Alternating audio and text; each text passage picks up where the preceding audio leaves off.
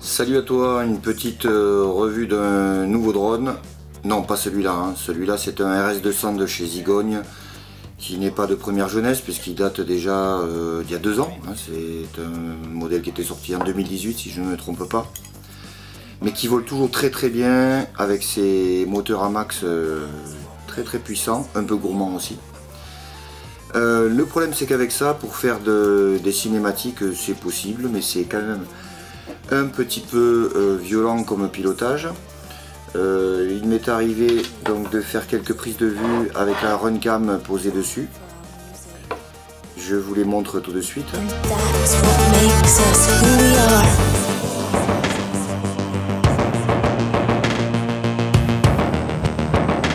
These things trouble me the most.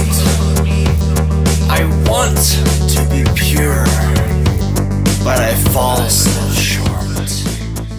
Bon, effectivement, beaucoup s'en servent pour faire des cinématiques. Il faut avoir un pilotage très coolé, très doux. Moi, c'est pas forcément ce que je recherchais au niveau vidéo. Donc j'ai investi dans un nouvel appareil. Alors là c'est pareil, quand je dis nouveau, vous le reconnaissez, il n'est pas tout à fait nouveau puisque c'est le Mavic premier du nom, qui est une machine ultra fiable qui fait des images superbes. Alors attention, ultra fiable à condition de ne pas faire les mises à jour, ce que je n'ai pas fait depuis déjà pas mal de temps puisqu'il fonctionne très bien sur une tablette sous Android d'ailleurs. Voilà, donc ça fait de belles images, je vous en montre quelques-unes tout de suite.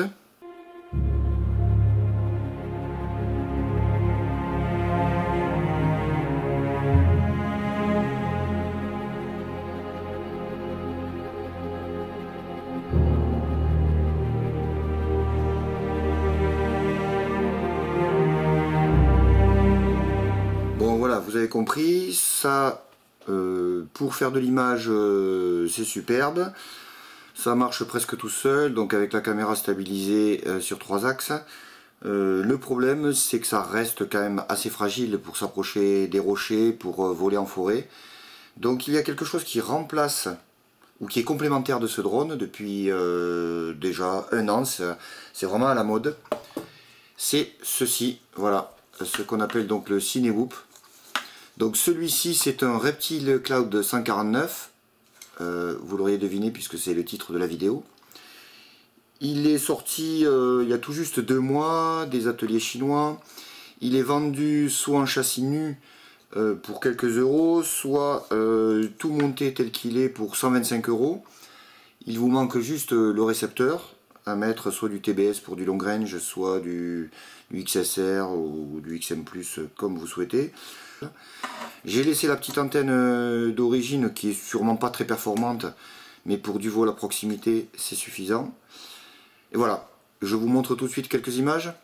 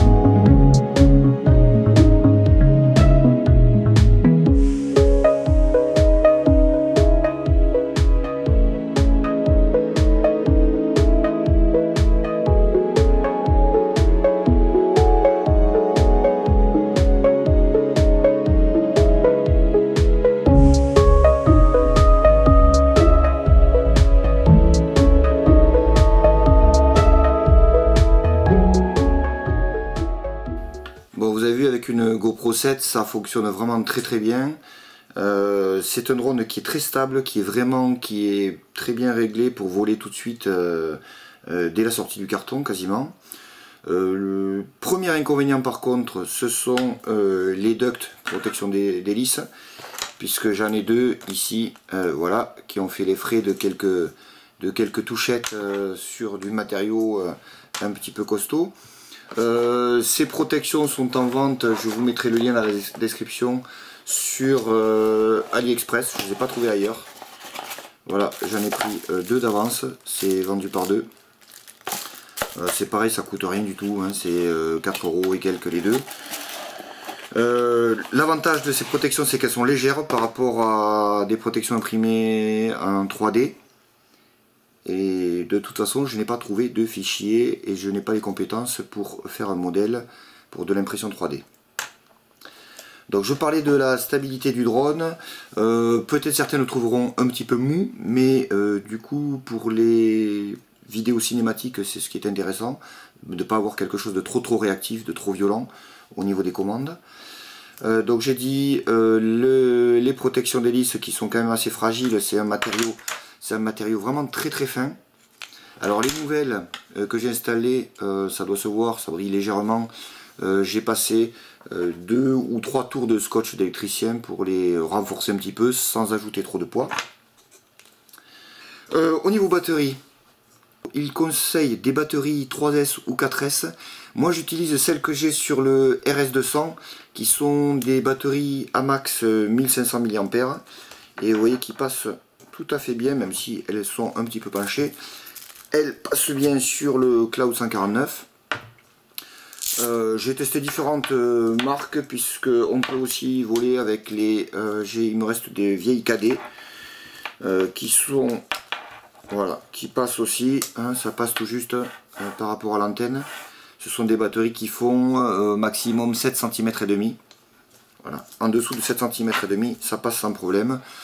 C'est peut-être un peu lourd, plus lourd que des 800 mA, mais ça fait le travail puisque on vole entre 4 et 5 minutes avec une batterie en bon état. Petit aparté pour parler de la GoPro 7. Pourquoi j'ai choisi la GoPro 7? Déjà pour une question de tarif, puisqu'on en trouve d'occasion sur le Bon Coin ou via les réseaux Facebook ou autres autour de 240-250 €. Avantage aussi, l'objectif est démontable, donc en cas de casse c'est intéressant, ce que ne fait pas la GoPro 8. Pardon. Les filtres ND peuvent se mettre directement sur l'objectif, alors que pour la GoPro 7 il faut rajouter un petit accessoire. Et voilà, et même si l'Hypersmooth est meilleur sur la 8, il se débrouille plutôt très bien sur la 7, ça fait vraiment de belles images.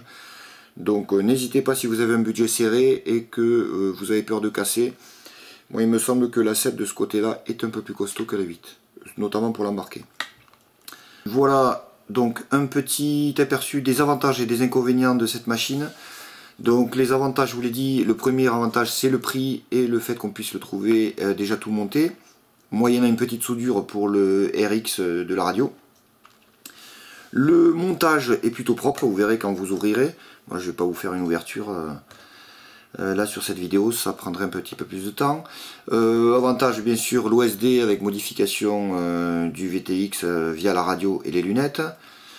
Et donc l'inconvénient, la fragilité des protections.